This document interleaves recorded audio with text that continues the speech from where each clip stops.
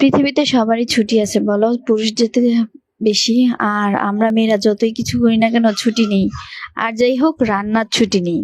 তারপর যাই হোক, তোমাদের অনেক কথা বলে ফেললাম। এই দেখো, চলে আসলাম রান্নাঘরে। কি কি রান্না করব আজ তোমাদের দেখালাম। সিমের বিচি, তেলাপিয়া মাছ, শাক। এই তো, আমরা এটাকে হেঁচি শাক বলে থাকি। তোমরা কে কোন ভাষায়, আঞ্চলিক ভাষায় বলে থাকো আমাকে জানিও। যাই হোক, রান্না বসিয়ে দিলাম। এক চুলায় তেলাপিয়া মাছ কাঁচা ঝোল করব, আরেকটাতে সিমের বিচি দিয়ে ছুরি শুটকি রান্না করব। এটা চট্টগ্রামের মানুষ খেয়ে থাকে, তোমরা হয়তো বা খাও কিনা জানি না। যে যে কে কিভাবে খাও আমাকে জানিও। যাই হোক, আমি তেলাপিয়া মাছের জন্য হলুদ গুঁড়ো, মরিচ গুঁড়ো, রসুন বাটা, আদা বাটা, লবণ দিয়ে মশলাটাকে ভালো করে কষিয়ে নিব। এখানে শুটকিটা ভাজা ভাজা হয়ে এসেছে।